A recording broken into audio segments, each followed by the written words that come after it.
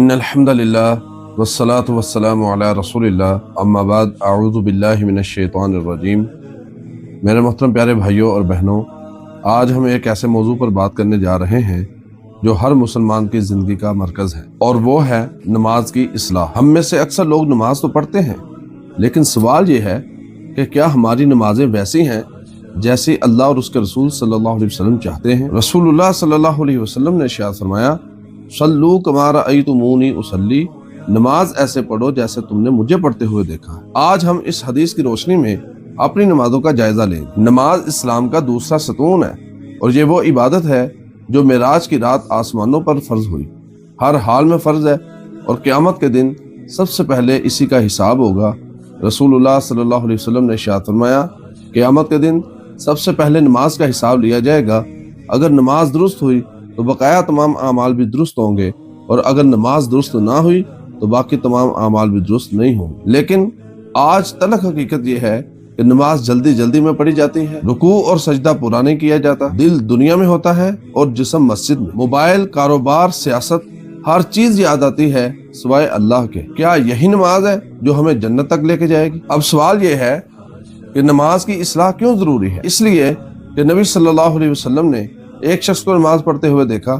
آپ علیہ السلام نے ارشاد فرمایا، ارجع فصلی فإنک لم تصلی، لوٹ جا، نماز پڑھ، تو نے نماز نہیں پڑھی، یعنی حرکات تو تھیں لیکن نماز نہیں تھی۔ یہ حدیث ہمیں جھنجھوڑ دیتی ہے۔ ہم اس ویڈیو میں نماز کی اصلاح کے 5 بنیادی اصول بیان کریں گے۔ پہلا اصول ہے نیت کی اصلاح۔ نماز اللہ کے لیے ہو، نہ کہ لوگوں کو دکھانے کے لیے، اور نہ ہی عادت کے طور پر۔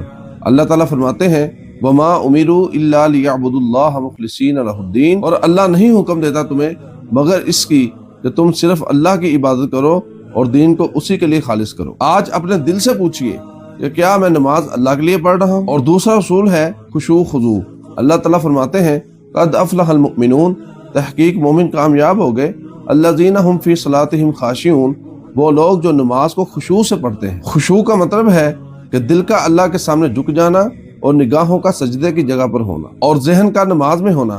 یاد رکھیے، جتنی نماز کے اندر حاضری ہوگی اتنا ہی ثواب زیادہ ہوگا۔ اور تیسرا اصول ہے قیام، رکوع اور سجدے کی درستگی۔ نبی صلی اللہ علیہ وسلم نے ارشاد فرمایا، سب سے بدترین چور وہ ہے جو اپنی نماز میں چوری کرے۔ صحابہ نے پوچھا کیسے؟ تو نبی صلی اللہ علیہ وسلم نے ارشاد فرمایا، وہ اپنا رکوع اور سجدہ پورا نہ کرے۔ جلدی رکوع، ادھورا سجدہ، اطمینان کا نہ ہونا، یہ سب نماز کو کمزور کر دیتا ہے۔ اور چوتھا اصول ہے قرات اور اذکار پر توجہ۔